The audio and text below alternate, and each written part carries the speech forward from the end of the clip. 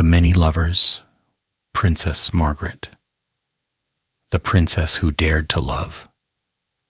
She was born into a world of gilded cages and ancient rules, a princess who possessed the kind of beauty that made photographers weep and the kind of spirit that made courtiers tremble. Princess Margaret Rose was the wild heart of the British royal family, a woman who lived for passion in an institution that demanded duty above all else. Her lovers were many and varied: war heroes, photographers, aristocrats, rock stars, actors, and gardeners, each one a rebellion against the stuffy constraints of her birth.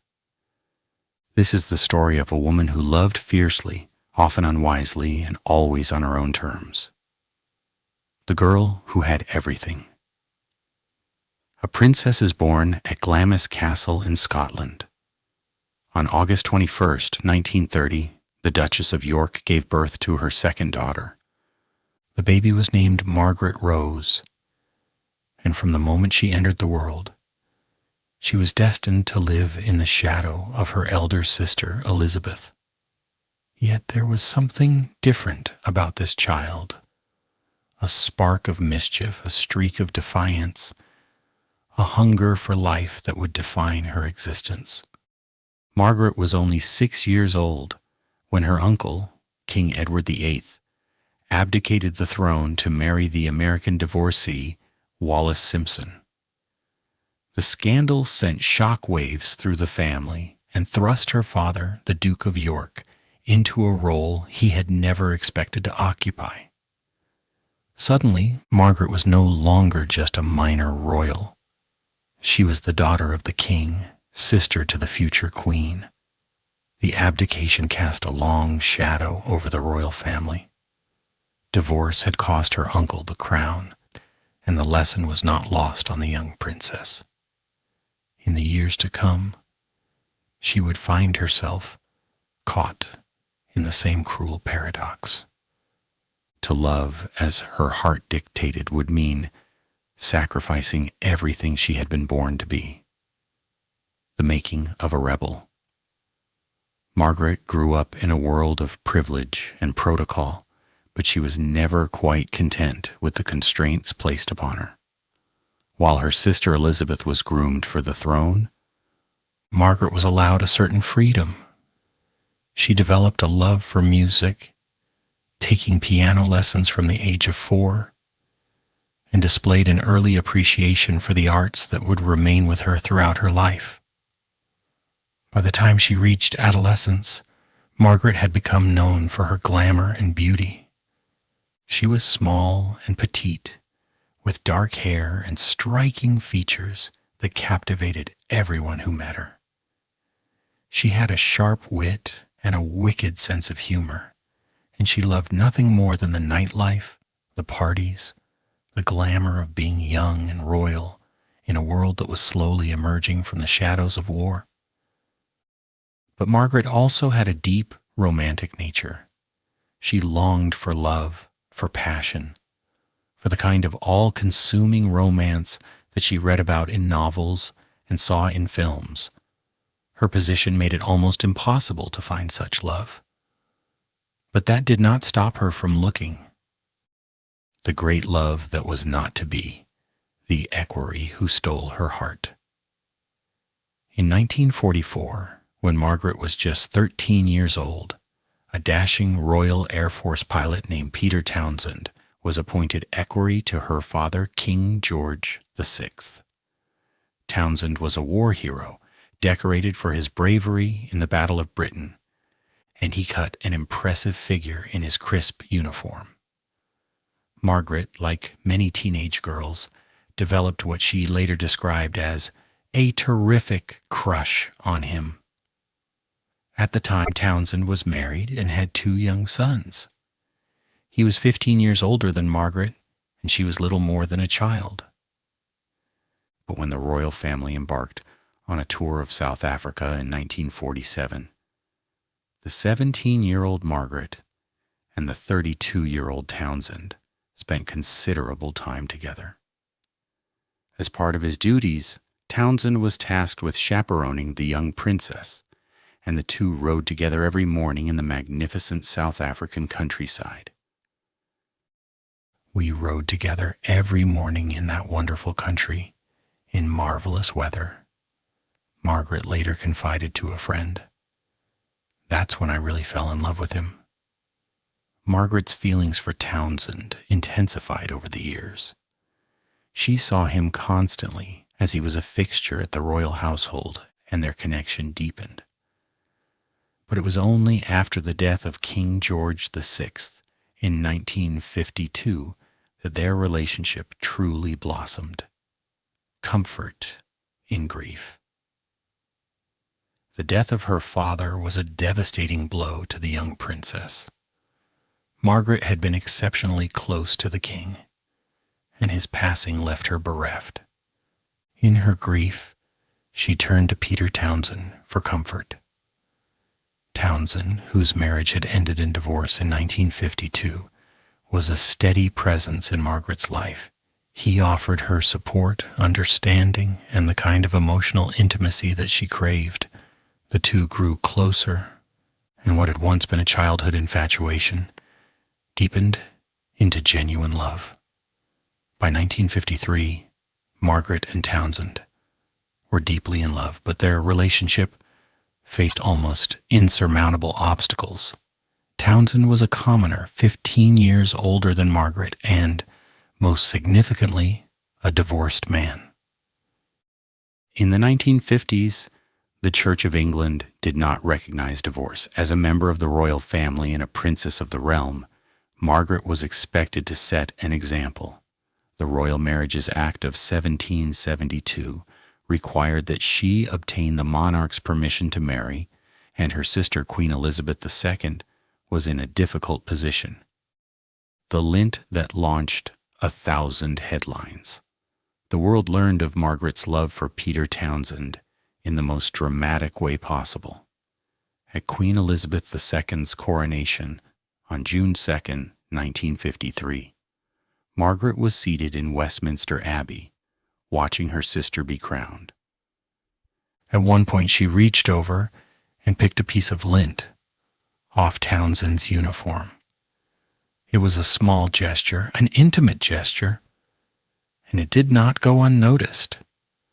A journalist spotted the moment, and soon the story was everywhere. The world's press had found its story. A beautiful young princess in love with a handsome but unsuitable man. The public was captivated. Margaret was young, glamorous, and clearly in love. Townsend was a war hero, brave and dashing. The romance seemed like something out of a fairy tale, except for the inconvenient detail of Townsend's divorced status. The impossible choice. Margaret was determined to marry Townsend. She was prepared to wait until her 25th birthday, when she would no longer need her sister's permission to wed. But even then, the obstacles remained. If Margaret married a divorced man, she would have to renounce her rights of succession to the throne. She would have to give up her royal status, her income, and her place in the royal family. She would be, in effect, choosing love over duty, and in the royal family, duty always came first. In October 1955, Margaret and Townsend were reunited after he had been sent abroad as an heir attaché in an attempt to separate them. By this time, Margaret had turned 25 and no longer needed the Queen's permission to marry. The world waited with bated breath for the announcement of their engagement. But it never came. On October 31st, 1955, Margaret released a public statement that broke hearts around the world. She wrote, "I would like it to be known that I have decided not to marry Group Captain Peter Townsend. I have been aware that, subject to my renouncing my rights of succession, it might have been possible for me to contract a civil marriage. But mindful of the Church's teachings that Christian marriage is indissoluble and conscious of my duty to the Commonwealth, I have resolved to put these considerations before others. The statement was carefully crafted, but the anguish behind it was real. Margaret had chosen duty over love, and the decision would haunt her for the rest of her life. What might have been for decades, it was believed that Margaret had been forced to make this decision by the Church, the government, and the palace. She was supposedly threatened with the loss of her title, her place in the line of succession, and her royal income, and would have had to live outside England if she married Townsend. But documents released in 2004 told a different story. Prime Minister Anthony Eden, himself a divorce, had a plan to smooth the way for Margaret's marriage. She would have had to give up her place in the line of succession for herself and her children, but she would otherwise have kept her status and income as a royal. So why didn't Margaret marry Townsend? Perhaps the 2 years they had spent apart had raised doubts in her mind. Perhaps she had come to realize that the sacrifices required were too great. Perhaps she simply didn't love him enough to give up everything she had ever known. Whatever the reason, Margaret's decision was made. She would never marry Peter Townsend, and the two would go their separate ways. They would not see each other again for decades, though they corresponded from time to time. It was not until the 1990s that they would be reunited, meeting by chance at an official function, the rebel princess finding Billy. In the wake of her broken engagement, Margaret was adrift. She had given up the man she loved, and the future stretched before her, empty and uncertain. She sought solace in the company of friends, in the nightlife of London, in the arms of other men. One of those men was Billy Wallace, an old family friend who had been part of Margaret's circle for years. Wallace proposed to Margaret in 1956, and she accepted. The engagement was never formally announced, but it was understood that Margaret would marry Wallace. But Wallace, like so many of the men in Margaret's life, proved unsuitable. Convinced that the Queen's approval would be given for the marriage, Wallace went off to the Bahamas and had a brief romance with another woman. When Margaret learned of his infidelity, she ended the engagement. It was a small betrayal, perhaps, but it stung. Margaret had been willing to settle for someone she liked rather than loved, and even that had been denied her. The photographer. In 1958, Margaret met Anthony Armstrong Jones at a dinner party. He was a society photographer, charming, talented, and thoroughly bohemian. He was also in many ways the opposite of everything the royal family stood for. Armstrong Jones was not a member of the aristocracy. He was a commoner, the son of a lawyer, and he moved in circles that were decidedly unroyal. He had a reputation as a womanizer, and he had already fathered an illegitimate child with his close friend Camilla Fry, a child who would be born just weeks after his wedding to Margaret. But none of that mattered to Margaret.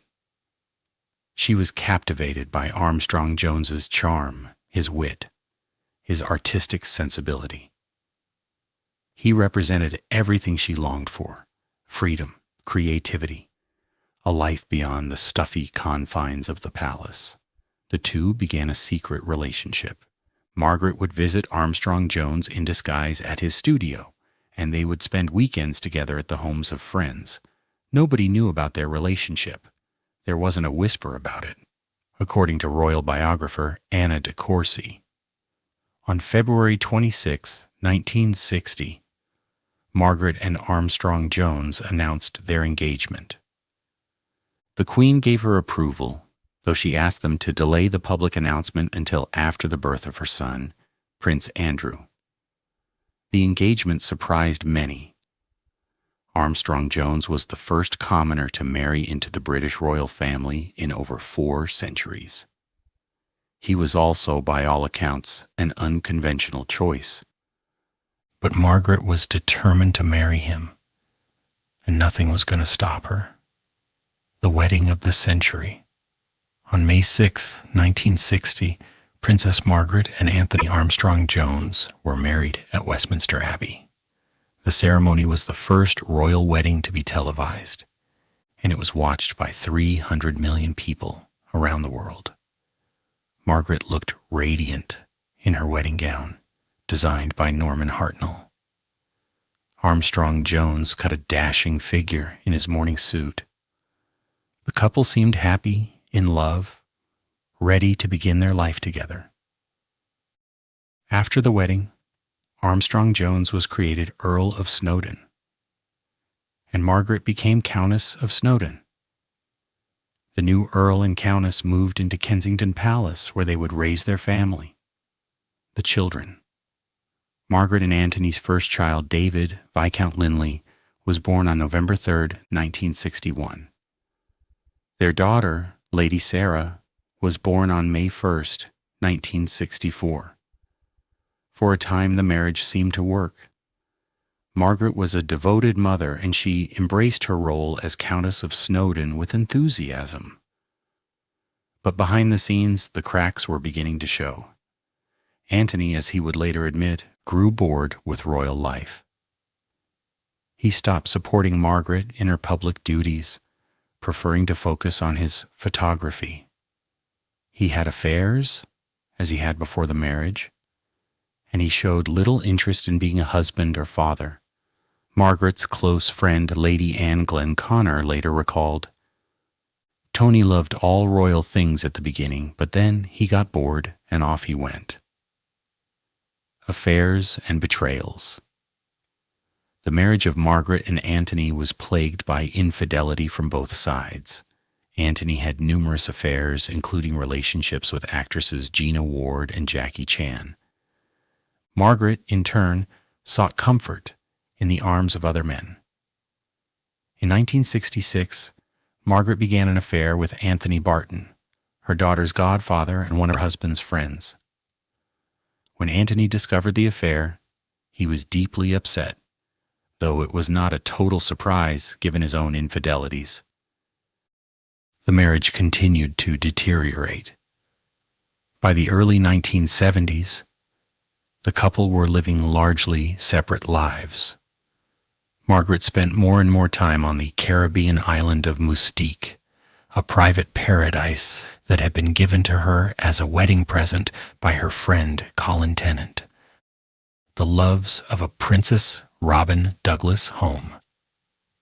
In late 1966, Margaret began a relationship with Robin Douglas Home, an aristocratic jazz pianist. Douglas Home was the nephew of the Tory Prime Minister Sir Alec Douglas Home, and he moved in the same social circles as Margaret. Their affair was brief, but passionate. Margaret wrote intimate letters to Douglas Home, letters that would later be sold and published. The relationship lasted only about a month, but its consequences would be tragic. When Margaret ended the affair, Douglas Home was devastated. He suffered from depression, and 18 months after the split, he died by suicide.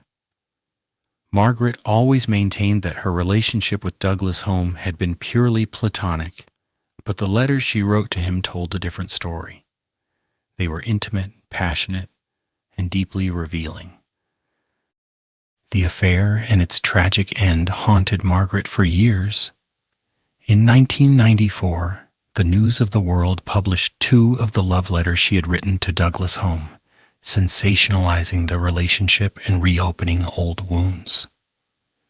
The actor and the rock star. Margaret had a string of celebrity lovers during the 1960s and 1970s. She was rumored to have had affairs with actors Peter Sellers, David Niven, and Peter O'Toole. Sellers in particular was said to have had a close relationship with Margaret throughout the 1960s.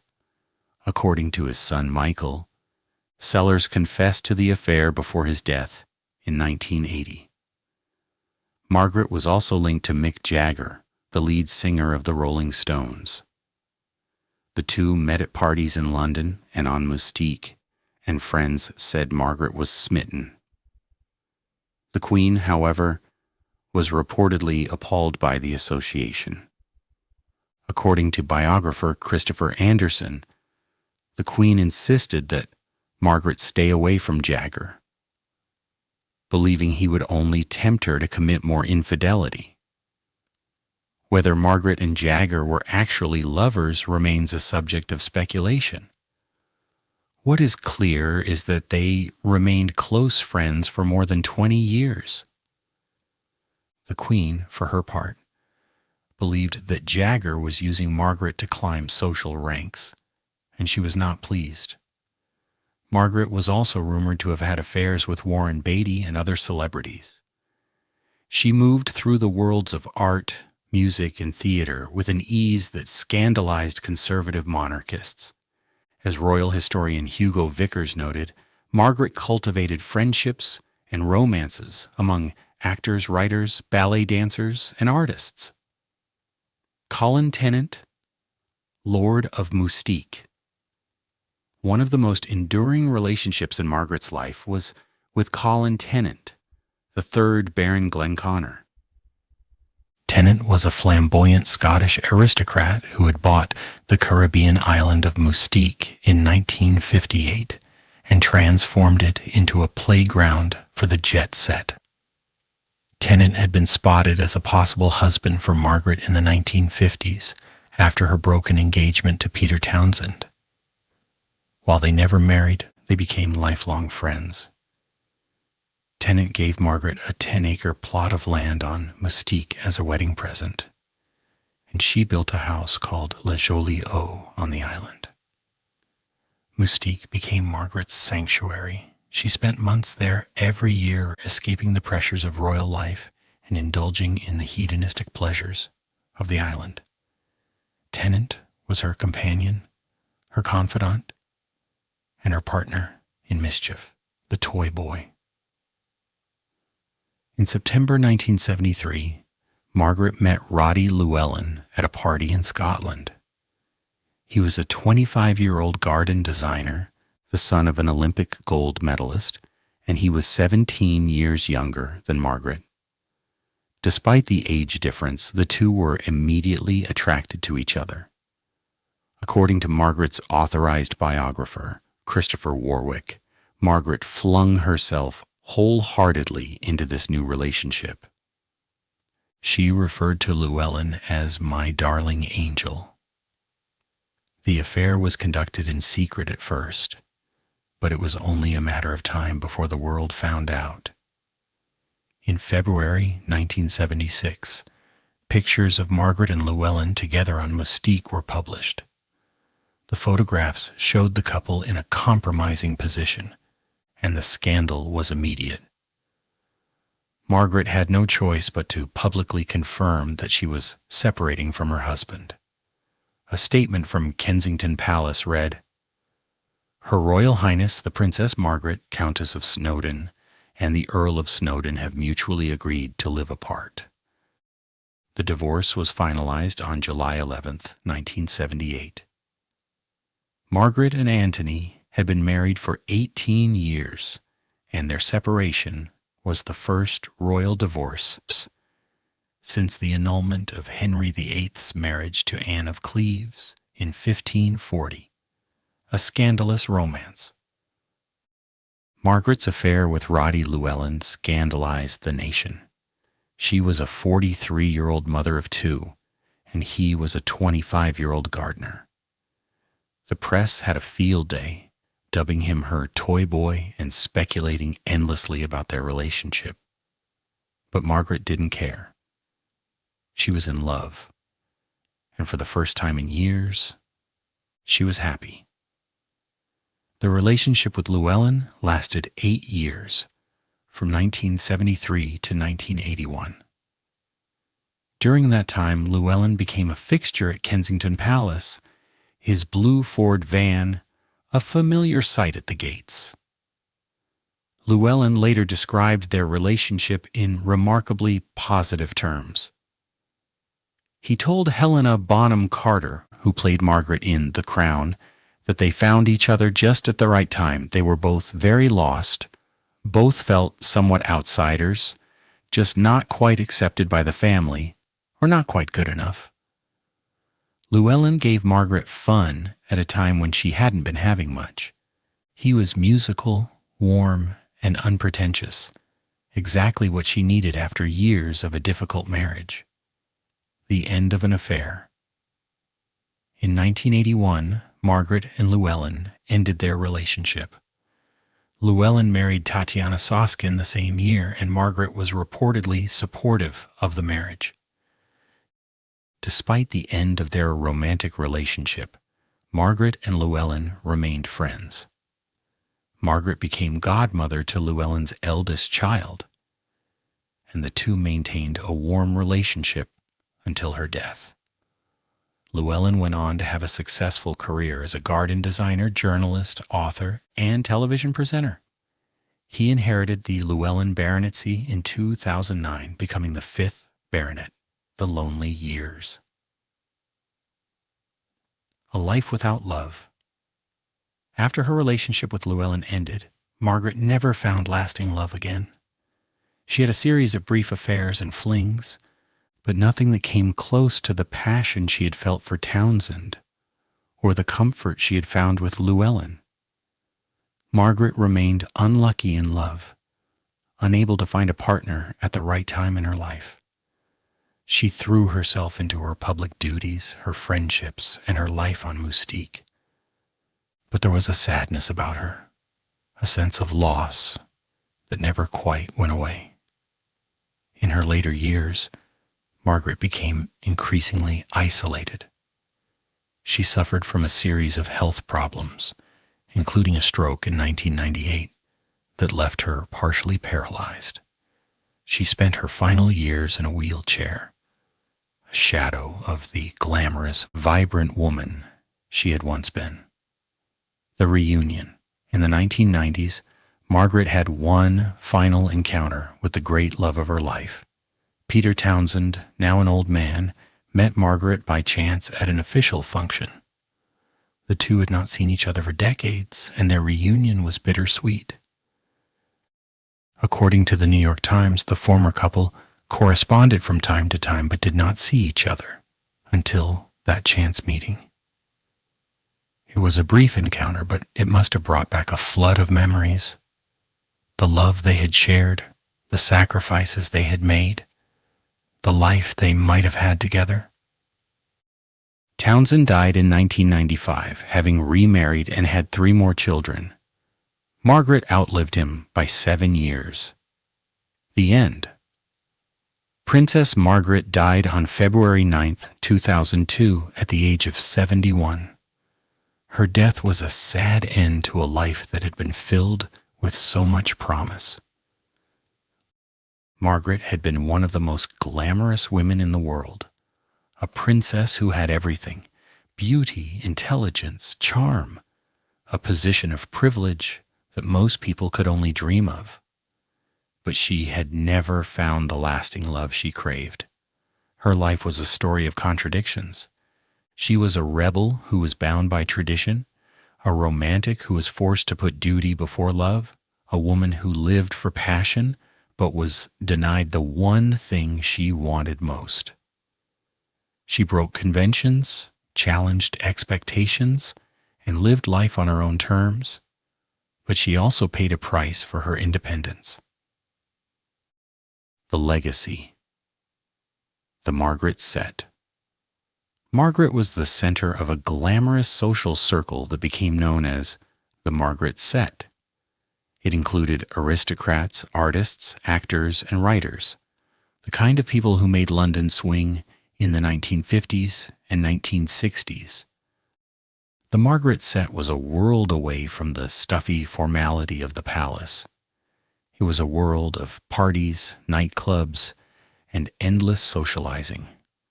Margaret loved it. She was at her happiest when she was surrounded by clever, witty, beautiful people who made her laugh. But the Margaret set also had its darker side. It was a world of excess, of drinking and smoking and casual affairs. Margaret embraced it all, and in doing so, she earned a reputation as a party girl, a scandalous figure who brought shame to the royal family. The pioneer Margaret was a pioneer in many ways. She was the first royal to champion HIV and AIDS awareness long before it was fashionable to do so. She broke taboos, challenged conventions, and lived her life with boldness that was rare among royals. She was also the first royal to divorce since Henry VIII, a fact that made her a symbol of changing times. Her divorce in 1978 paved the way for other royals, including her niece Princess Anne and her nephew Prince Charles, to end their own unhappy marriages. In many ways, Margaret was ahead of her time. She wanted a life that was not defined by duty alone. She wanted love, passion, freedom, the things that ordinary people took for granted but that were denied to her by her birth, the mythology. There is a mythology that surrounds Princess Margaret. It is the mythology of a life ruined by love, of a woman who was forced to give up the one true love of her life and who spent the rest of her days searching for a replacement. There is some truth to this mythology.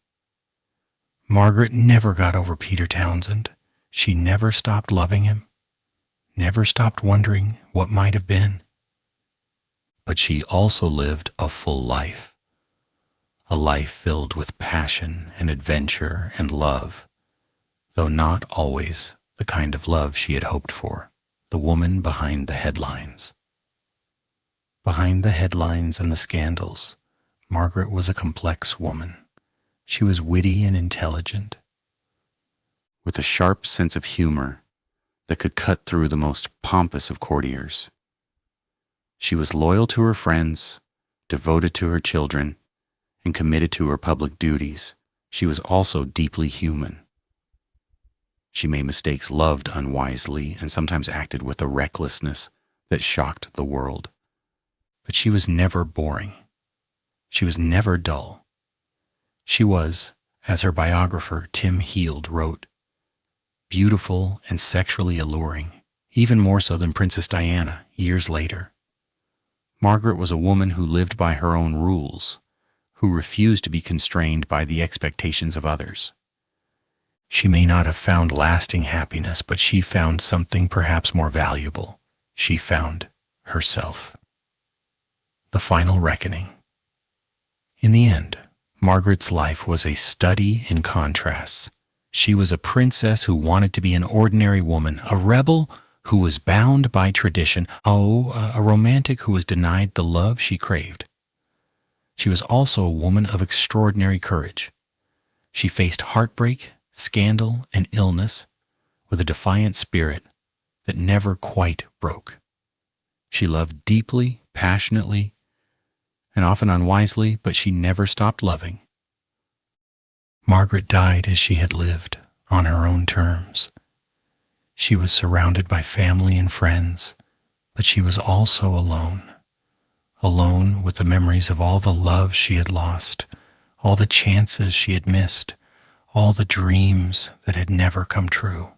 The many lovers. The many lovers of Princess Margaret were a diverse group. There was Peter Townsend, the war hero, the great love of her life, the man she gave up for duty. There was Billy Wallace, the old friend who betrayed her trust. There was Anthony Armstrong Jones, the photographer who became her husband and the father of her children. The man who betrayed her as she betrayed him. There was Robin Douglas Home, the jazz pianist, whose love letters to Margaret would be sold to the newspapers and whose suicide would haunt her for the rest of her life. There were the celebrities, Mick Jagger, Peter Sellers, David Niven, Peter O'Toole, Warren Beatty. the men who moved through Margaret's world of glamour and excess. There was Colin Tennant, the Lord of Mystique, her lifelong friend and confidant, the man who gave her an island and a refuge from the world. And there was Roddy Llewellyn, the gardener, the toy boy, the man who brought her joy in the twilight of her marriage. They were all different, these men. They came from different worlds, different backgrounds, different walks of life. But they all had one thing in common. They loved Princess Margaret, or at least they loved what she represented. Margaret was more than just a princess. She was a symbol of freedom, of rebellion, of the human desire to love and be loved. She was a woman who refused to be defined by the conventions of her time, who insisted on living life on her own terms. In the end, the many lovers of Princess Margaret were not just the men who shared her bed. They were the people who shared her life, who understood her, who saw beyond the tiara and the title to the woman underneath. Margaret was a woman who loved and lost, who dared to dream and paid the price for her dreams. She was a princess who wanted to be ordinary, a rebel who was bound by tradition, a romantic who never quite found the happiness she sought. But she never stopped trying, and that, perhaps, is her greatest legacy. The price of passion. Princess Margaret's life was a cautionary tale about the price of passion in a world that demanded duty above all else. She was born into a family that valued tradition, order, and sacrifice, and she rebelled against all of it. She paid a high price for her rebellion. She gave up the man she loved. She married a man who could not make her happy. She endured public humiliation and private heartbreak. She grew old alone, surrounded by memories of all the love she lost. But she also lived a life that was uniquely her own. She loved passionately, lived boldly, and refused to be cowed by the expectations of others. She was, in many ways, a trailblazer, a woman who showed that it was possible to be both royal and human, both dutiful and defiant.